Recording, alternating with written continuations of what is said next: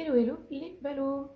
On se retrouve aujourd'hui pour une nouvelle vidéo puisqu'on va aujourd'hui apprendre à crocheter ensemble l'écharpe Riding the Rainbow que j'ai designée un petit peu plus tôt dans l'année et que j'avais envie de vous partager parce que c'est un excellent moyen d'utiliser tout un tas de restes ou des mini du calendrier de l'Avent ou voilà ce genre de projets qui vont être utiles vu la période. Et ben on y va dès que vous êtes prêts.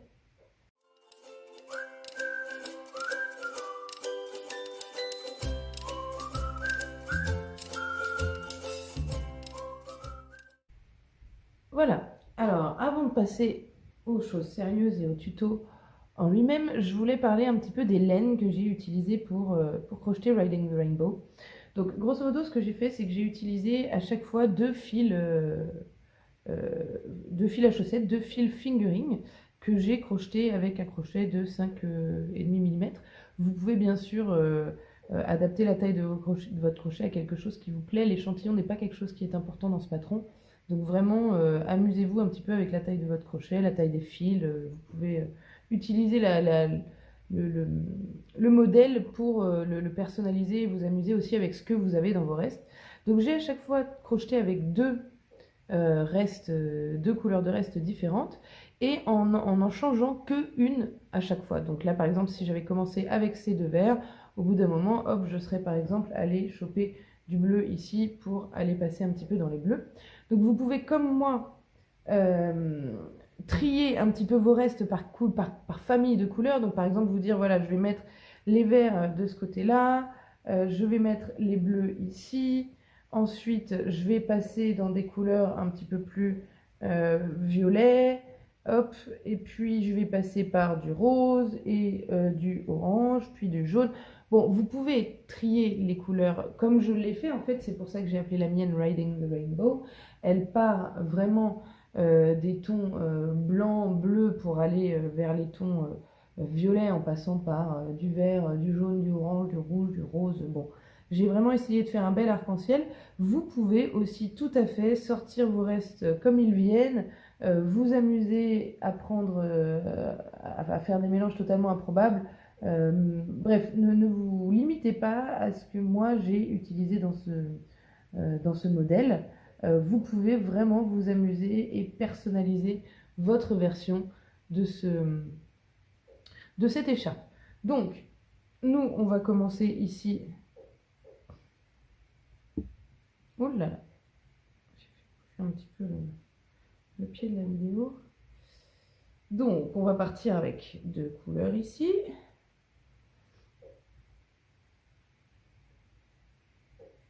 Et on va commencer tout de suite les explications.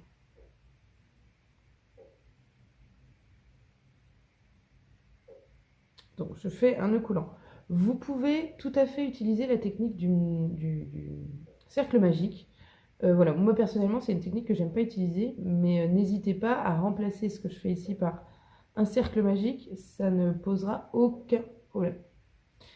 Donc, je vais monter 2 mailles en laine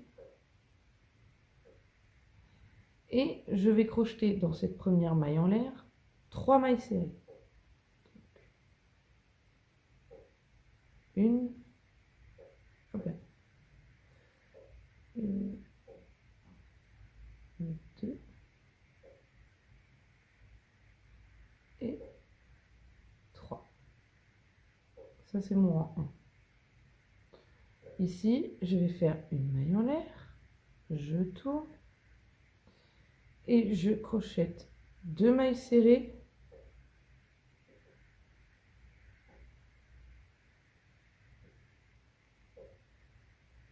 dans la première maille serrée, une maille serrée dans la suivante et 2 mailles serrées dans la dernière maille. Ça, c'est mon rang 2. J'ai désormais 5 mailles sur mon crochet.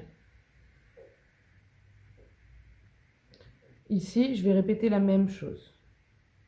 Une maille en l'air,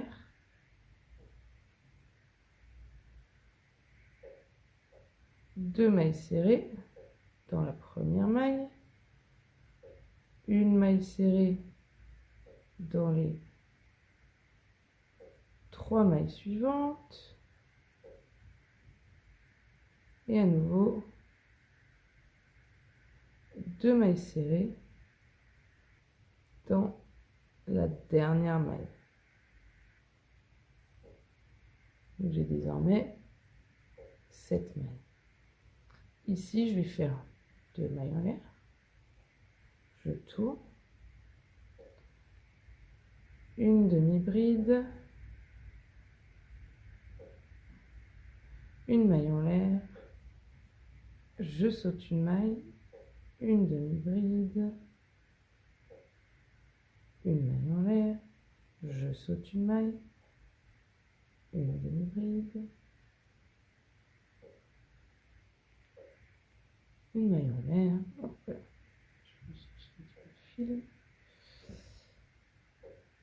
Et une demi-bride. Hop là.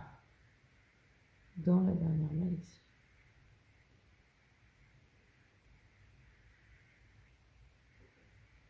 Voilà, donc là, grosso modo, on a la répétition de rang que on va utiliser absolument tout le long du patron.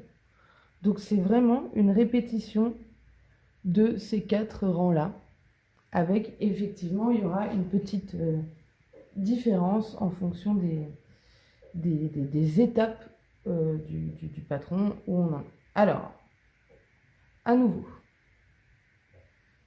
on va continuer. Donc, je fais une maille en l'air, ici,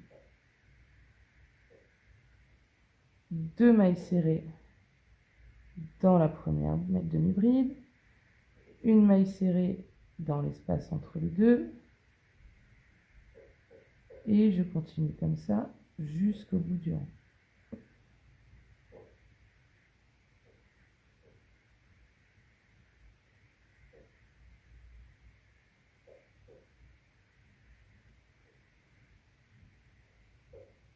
Et on arrive à la dernière. On fait à nouveau 2 mailles serrées. Je fais une maille en l'air et je répète ce rang 2 fois.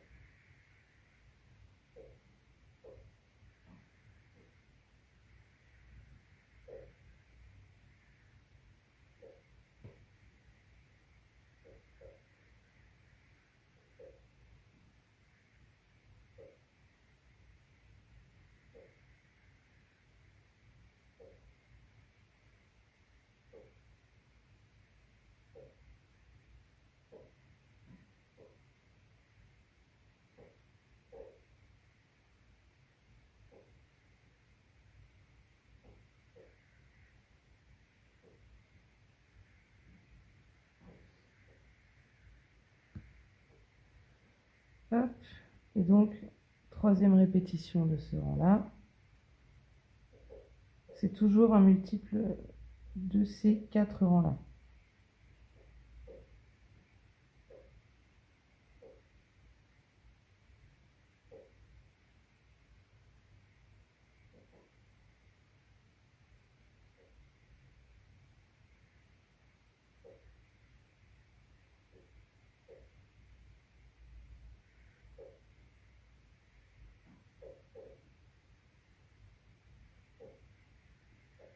Et ici, 2 mailles serrées dans la dernière maille.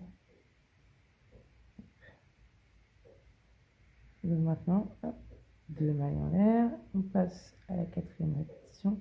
Donc ici, on est sur un rang sans augmentation. Hop. Une demi-bride, une maille en l'air, on saute une maille, une demi-bride, une maille en l'air, on saute une maille, une demi-bride, une maille en l'air, on saute une maille, une demi-bride, maille en l'air, on saute une maille. Et on fait ça jusqu'au bout.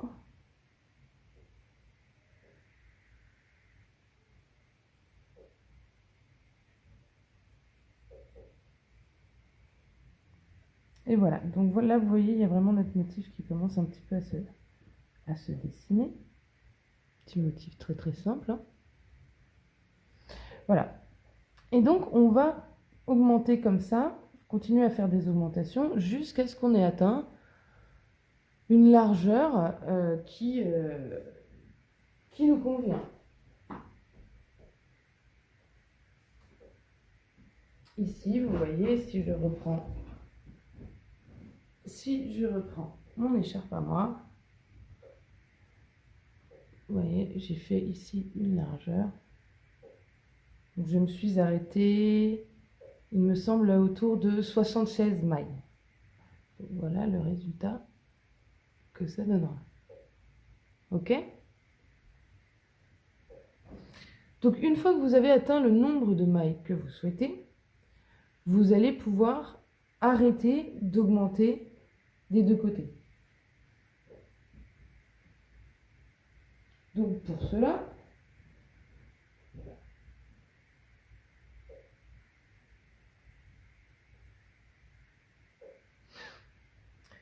pour faire ça, on va commencer à faire des diminutions d'un côté, pour que ça monte comme ça, tout en continuant d'augmenter de ce côté-là. Donc nous, on va aussi en profiter pour changer de couleur.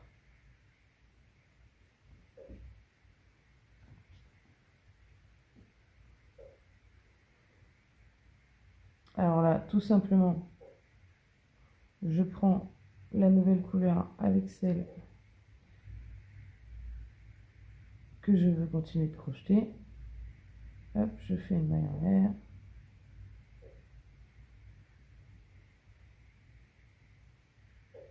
Voilà. Tirer un petit peu dessus quand même.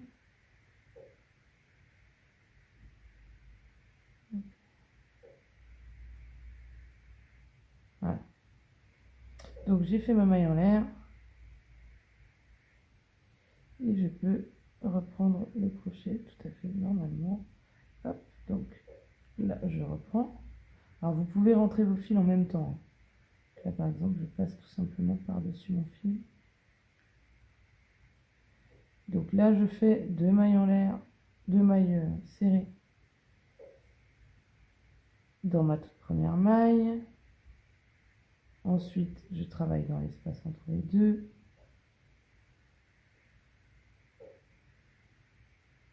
Donc là j'ai fait mon augmentation tout à fait normalement comme j'aurais fait en continuant d'augmenter, hein. Du coup je vais faire une diminution de l'autre côté.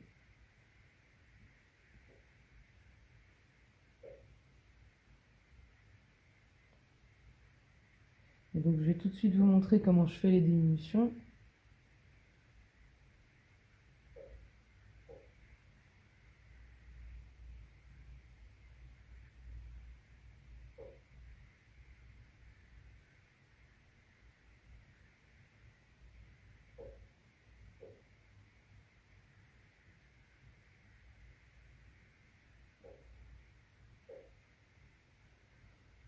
Hop.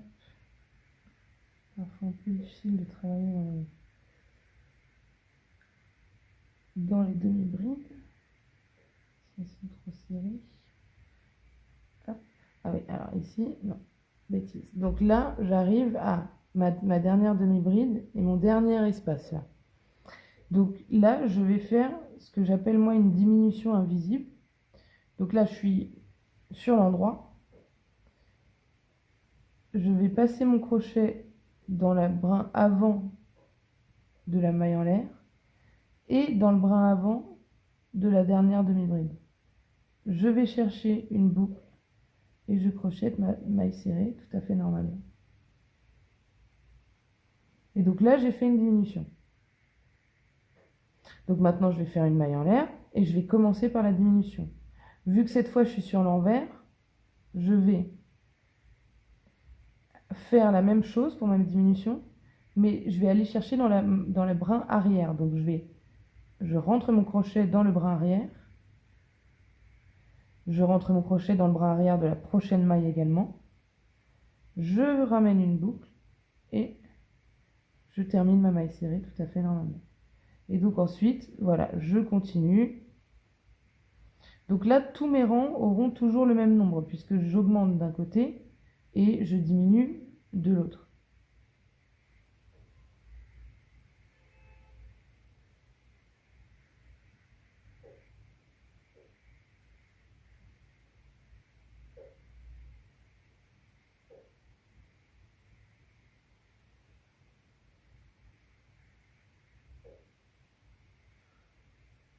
Et donc on continue de répéter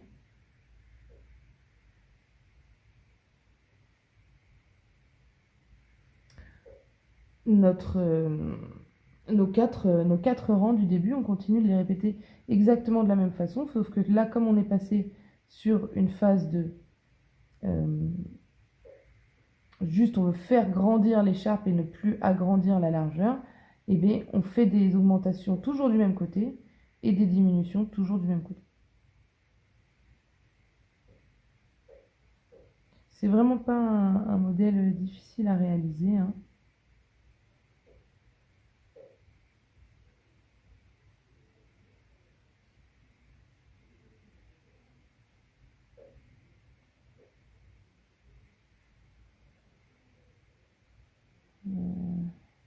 Hop. Et là, on arrive.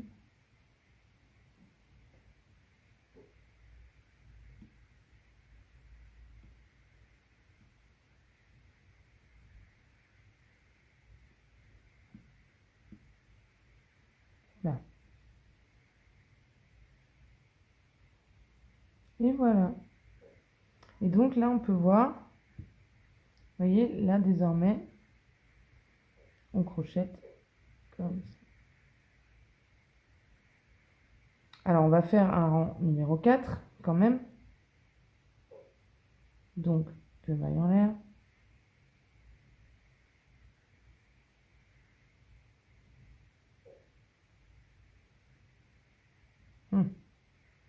Deux mailles en l'air, oui. Je suis sur l'envers, donc tac. Je fais ma diminution. Ah non, pardon, c'est un truc sans augmentation, sans diminution. Donc hop, on fait une demi-bride. Tac. Le rang 4 est toujours sans augmentation, sans diminution, sans rien. On fait juste un rang en alternant une demi-bride, une maille en l'air, on saute une maille, et ainsi de suite.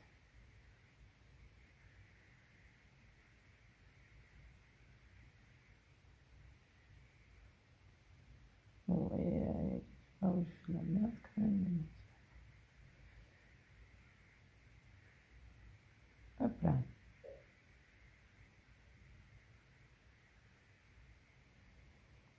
Et donc, une fois que j'ai décidé qu'il était temps pour moi, donc mon écharpe a assez grandi, je vais pas me relancer dans le crochet d'une écharpe géante avec vous ce soir.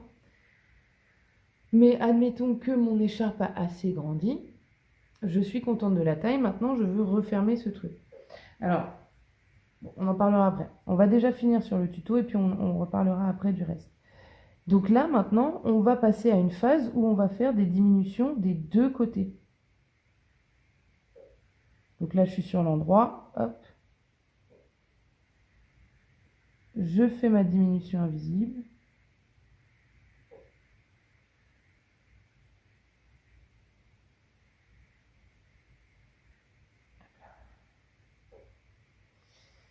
Et je crochette une maille serrée dans chacune des prochaines mailles.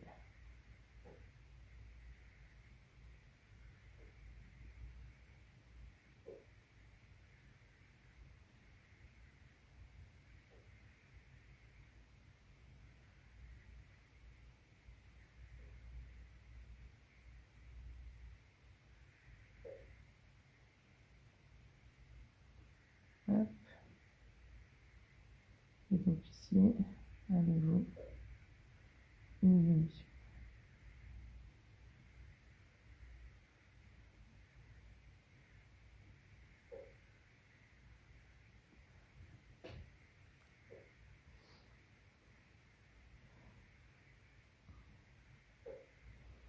Hop, donc à nouveau, diminution, on crochette, on crochette, on crochette.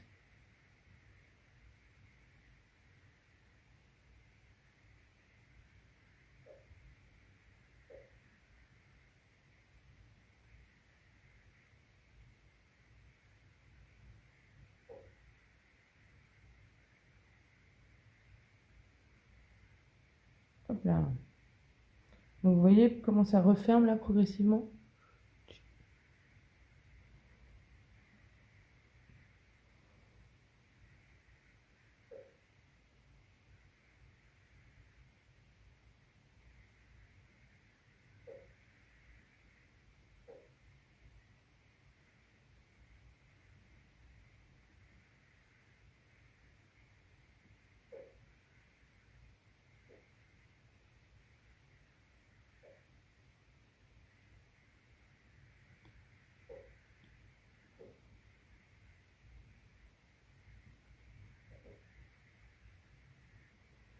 Voilà, alors là on pourrait refermer avec, terminer avec juste des mailles serrées ou refaire un rang. C'est aussi un petit peu à vous de jauger. Là je pense que je le refermerai avec juste des mailles serrées. Là grosso modo, je terminerai, hop, les derniers, là il me reste 5 mailles. Donc je vais terminer tout simplement les derniers rangs là, sans refaire de motif.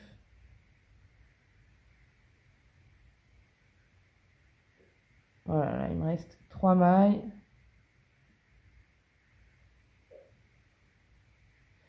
Et je termine, hop, en faisant, hop, une belle petite. Donc là, je vais passer, là, je passe dans le brin avant de chacune de mes 3 mailles. Et je vais venir travailler une dernière maille serrée à la méthode d'une diminution invisible. Hop là. Et voilà. Donc voilà pour le principe, pour vous expliquer un petit peu la construction. Maintenant, quelques conseils. Donc pour les couleurs, on en a déjà un petit peu discuté ensemble en début de vidéo. L'autre conseil que je peux vous donner, c'est par rapport à la forme de votre écharpe. Là, on n'a fait que quelques rangs, donc effectivement, ça nous donne un résultat très rectangulaire, très chouette, etc. La vérité, si vous crochetez une énorme écharpe de 3 mètres comme la mienne, les pointes seront beaucoup moins symétriques. Vous voyez, moi, alors si je pars d'ici, ça va encore, et encore, regardez, vous voyez, là, c'est pas tout à fait égalitaire. Si je prends l'autre côté, à mon avis, vous le verrez encore plus. Vous voyez, si je la mets droite, il y a clairement un bout qui va plus loin que l'autre. Alors, ne vous formalisez pas de ça. Déjà parce que si vous voulez une écharpe qui soit parfaitement rectangulaire, comme notre petit échantillon ici, il y a une solution en fait qui est assez simple, c'est de travailler avec des laines à chaussettes type mérinos, etc., des laines qui auront un bel effet de détente au blocage, et donc vous pourrez tranquillement détendre le résultat final en le bloquant. Maintenant voilà, moi j'ai eu ce souci d'une qu'elle faisait plus de 3,5 mètres et que j'ai un chiot, et que bloquer une écharpe de 3,5 mètres en hiver avec un chiot dans l'appartement, c'est un petit peu compliqué. Et donc j'ai finalement décidé en fait de la bloquer assez grossièrement, et ça me plaît beaucoup parce que je trouve que quand je l'ai laissé un peu en fait en pointe comme ça, je trouve finalement que ça tombe beaucoup mieux quand c'est porté. Donc ça maintenant, c'est vraiment à vous de voir. Si vous voulez une écharpe qui soit parfaitement droite, eh bien faites attention à votre tension, c'est la première chose. Et la deuxième chose que je vous conseillerais, c'est vraiment de faire un bon blocage, et même potentiellement des blocages un petit peu d'étape. Et sinon, si vous êtes comme moi et que vous aimez le résultat que ça donne, un peu ce côté en pointe, une fois porté, et ben vous pouvez tout simplement la bloquer sans trop vous prendre la tête. Moi, je l'ai bloqué vraiment sans épingle, je l'ai juste laissé sécher bien à plat. Et du coup, je trouve que le résultat, quand je la porte, est vraiment beaucoup plus sympa que si elle était parfaitement rectangulaire finalement. Voilà, en tout cas, j'espère que cette vidéo vous a plu. N'hésitez pas à m'envoyer des questions si vous en avez.